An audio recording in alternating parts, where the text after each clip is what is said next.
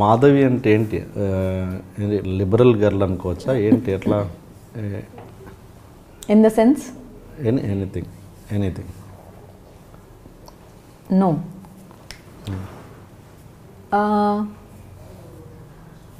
నేను మాట్లాడినంత ఫ్రీగా నా బిహేవియర్ ఉండదు. నేను కొంచెం కన్జర్వేటెడ్, చాలా రిజర్వ్డ్. నాకు నచ్చిన ఆ సర్కిల్ నలుగురు వరకే నేను చాలా ఫ్రీగా మాట్లాడతాను. నాకు నచ్చని వ్యక్తులైనా నాకు నచ్చని పరిసరాలలో చాలా అనీజీగా ఉంటా. అసలు మాట్లాడను కూడా మాట్లాడను. ఇంత లొడలోడ డబ్బాలో రాలిపోసినట్లు వాగే మాధవి ఒకసారి అంత సైలెంట్ అయిపోతుంది. సో అంత ఫ్రీగా ఉండలేను. మంచి ఆలోచనలు మంచిగా ఉండాలని ఉంటుంది. చాలా సిన్సియర్గా ఉండటానికి ట్రై చేస్తాను ఎప్పుడు, రిలేషన్స్లో కానీ ఫ్రెండ్షిప్ అన్నింటిలో చాలా ఓపెన్గా మాట్లాడడానికి కూడా ఇష్టపడతాను. కానీ కొంతమంది ఇప్పుడు మీతో నేను చాలా ఓపెన్గా మాట్లాడతాను. అది ఎదుటి వ్యక్తి ఆలోచనలను పట్టి ఉంటుంది. ఈ పర్సన్తో మనం ఒపీనియన్స్ షేర్ చేసుకోవచ్చా లేదా అని. బట్ అందరూ అలా ఉండలేరు కదా. అవతల రిఫ్లెక్షన్ని పట్టే మనం ఎదుటి పర్సన్తో ఎంతవరకు మనం ఓపెన్గా మాట్లాడవచ్చు అన్న దాని మీద బేస్ అయి ఉంటుంది.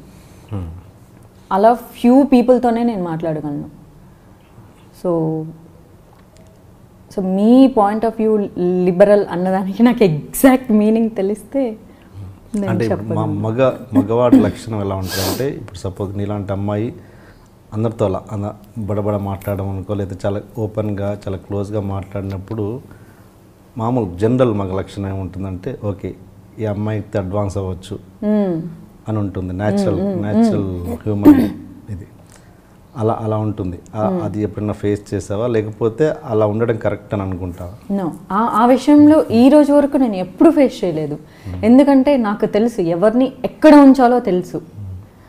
నాకు కంఫర్ట్ జోన్ లేని మనిషితో నేను ఏ టాపిక్ రైస్ చేయడానికి వెళ్ళను. నేను అంతంటే మీద పడి ఎవరితో మాట్లాడను.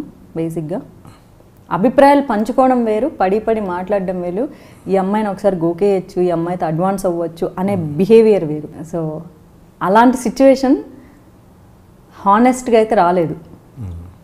అలాంటి అభిప్రాయం మనసులో అంటే ఉంటుంది ఎవరో ఒకరికి, ఈ అమ్మాయి బాగుంది, సో ఈ అమ్మాయిని ట్రై చేసుకోవచ్చు అన్న ఆలోచనతో నా దగ్గర వచ్చి నాతో మాట్లాడి ఒక గంట సేపు మాట్లాడిన తర్వాత నన్ను ఫ్రెండ్గా ట్రీట్ చేసి వెళ్ళిపోయి ఫోన్ చేసి చెప్పిన సందర్భాలు ఉన్నాయి. నేను వచ్చిన ఇంటెన్షన్ వేరు, నేను వెళ్ళిపోయిన అభిప్రాయం వేరు, నిన్ను చూసి కలిసాక వెళ్ళిపోయిన అభిప్రాయం వేరు అని. సో అలాంటి సందర్భాలు చాలాసార్లు ఉన్నాయి. అలా ఎందుకు వెళ్ళిపోయారంటే నేను అలా బిహేవ్ చెయ్యను కాబట్టి. లైఫ్లో ఒక్కసారి కూడా జరగలేదు. నువ్వు చాలా అడ్వాన్స్డ్గా బిహేవ్ చేస్తున్నావు, నువ్వు చెయ్యేసావు, నేను కాలేస్తానన్న సిచ్యువేషన్ ఎప్పుడు రాలేదు. Never in my life. Bend తీస్తాను ఒక్కొక్కడికి. అంటే అలా ట్రై చేసేవాడు తప్ప ఏంటి? తప్పని నేను అన్ను. అంటే నేనేమంటున్నాను, ఆ కంఫర్టబిలిటీ ఉండాలి కదా. ఓకే, ఆ కంఫర్ట్ ఉంటే నీ ఇప్పుడు ఒక ఫ్రెండ్ ఉంటారు, ఫ్రెండ్సే అనుకుందాం, క్యాజువల్ ఫ్రెండ్స్, స్కూల్లో కానీ కాలేజ్లో కానీ బయట కానీ, ఆ కంఫర్ట్ జోన్ని పట్టుకొని అది కాదురా అని చెయ్యేసి మాట్లాడతాం. బాయ్స్ అయినా కూడా ఆ కంఫర్ట్ లేకపోతే మాట్లాడం కదా, ఎంత దూరం నిలబడి మాట్లాడతాం. ఆ చిన్న ఒక లైన్ ఉంటుంది, దానికి భయపడతారు నా దగ్గర. ఆ లైన్ ఎంతమందికి టెన్షన్ వస్తుంది వాళ్ళకి. ఆ లైన్ ఎంతమందికి ఇచ్చేవాళ్ళు? ఏది ఆ లైన్ క్రాస్ అయ్యేంత లైన్? అదేగా చెప్పింది. కాలర్ చూడండి, చిన్న కాలర్ వేసుకొచ్చా, కాలర్ ఎగ్గరేసుకొని చెప్తాను. నేను అలా చూసి 100 మంది అబ్బాయిల్లో ఒకరినే ఫ్రెండ్గా సెలెక్ట్ చేసుకుంటా. అంతమంది ఒక 10 మెంబర్స్ గ్రూప్ మాట్లాడిననుకో, అందులో ఒక డీసెంట్ ఉంటారు ఆబ్వియస్లీ. వాళ్ళ బిహేవియర్, వాళ్ళ కల్చరు, వాళ్ళ అమ్మాయిలతో మాట్లాడే విధానం కూడా చూస్తాను నేను వేరే అమ్మాయిలతో. సో అప్పుడు నేను మాట్లాడతాను. బయట ఎవరో అమ్మాయికి వాల్యూ ఇచ్చినప్పుడు ఫ్రెండ్కి డెఫినెట్గా ఇస్తారు. ఆ ఎథిక్స్ వాల్యూ తెలిసిన వాళ్ళు మాత్రమే నా ఫ్రెండ్స్ లిస్ట్లో ఉంటారు. వాళ్ళు ఎప్పుడు క్రాస్ చేయరు.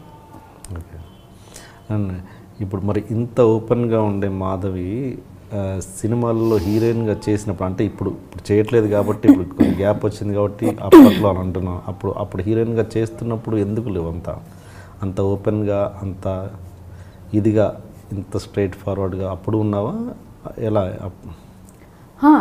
నా మైండ్ సెట్ నా బిహేవియర్ చిన్నప్పటి నుంచి ఒకేలా ఉన్నాను.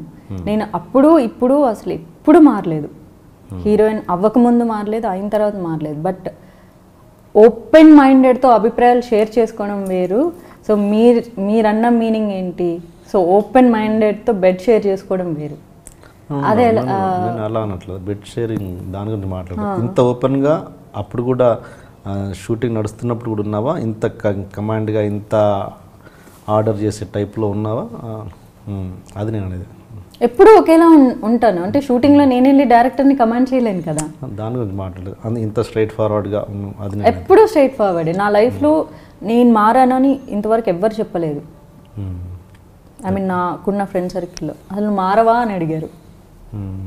ఎప్పుడూ ఒకేలా బిహేవ్ చేశాను.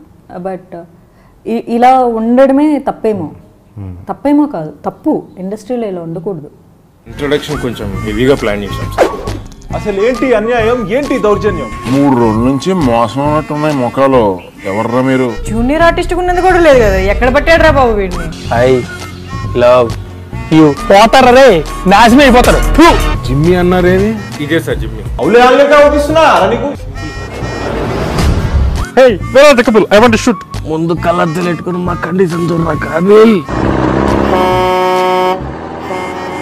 So please do subscribe to Lolo K please. iDream 1 million subscribers ki reach ayindandi. Congrats to iDream Media on reaching 1 million subscribers. iDream Media on 1 million subscribers reach Islamgo. All the best and congratulations to you. Congrats iDream. Keep up the good work and continue to entertain.